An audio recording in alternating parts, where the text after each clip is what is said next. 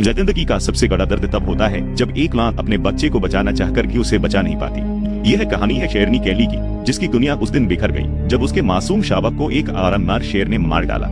Serengeti के विशाल मैदानों में कैली अपनी बहन और बच्चों के साथ रहती थी। उनके झुंड के साथ एक ताकतवर नर शेर साफू भी था, जो बच्चों की रक्षा करता था। उसकी मौजूदगी की वजह से कैली और उसकी बहन बेडर होकर शिकार पर जा पाती थी। लेकिन उसी इलाके में 3 खतरनाक आवारा नर शेर आ पहुंचे। कैली जानती थी कि अगर उनका सामना इन शेरों से हुआ तो सब कुछ खत्म हो सकता है। समय बीतता गया, बच्चे बड़े होने लगे। अब वे खेलते कूदते शिकार करना सीख रहे थे। एक दिन कैली का सबसे छोटा शावक एक खरगोश के पीछे भागते भागते झुंड से बहुत दूर निकल गया। तभी एक आवारा नर शेर की नजर उस पर पड़ गई। नन्हा शावक डर से कांप उठा।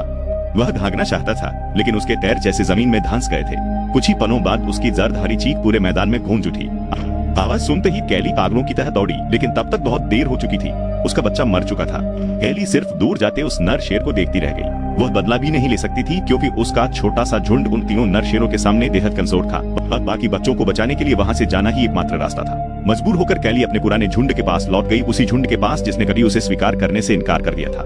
जब वे वहां पहुंचे तो सबसे पहले साफू आगे बढ़ा, लेकिन झुंड के बादशाह शेर ने तुरंत उस पर हमला कर दिया। हालांकि उसे भगाया नहीं गया। फिर कैली की बहन आगे बढ़ी और उसे झुंड ने स्वीकार कर लिया। लेकिन जैसे ही कैली अपने बच्चों के साथ आगे आई, बाकी शेरनियां उस पर गुर्राने लगी। पुराना झुंड अब भी उसे अपनाने को तैयार नहीं था।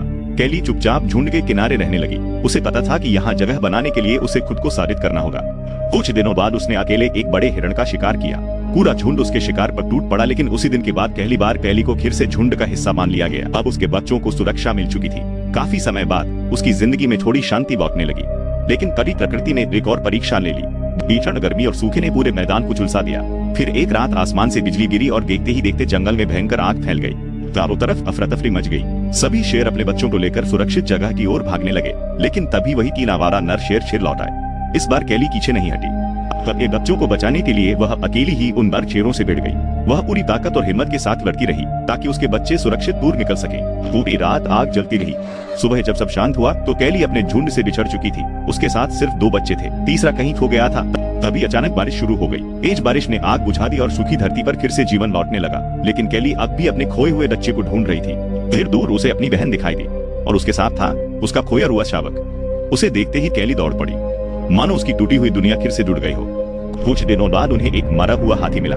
इतना विशाल भोजन कि कई दिनों तक किसी को शिकार करने की जरूरत नहीं थी। और तभी एक हैरान कर देने वाला दृश्य दिखाई दिया। शेर, जंगली कुत्ते और गिद्ध तीनों एक ही हाथी को खा रहे थे। जंगल के दुश्मन आज बिना लड़ाई के एक साथ खड़े थे, मानो प्रकृति सबको एक ही संदेश दे रही हो।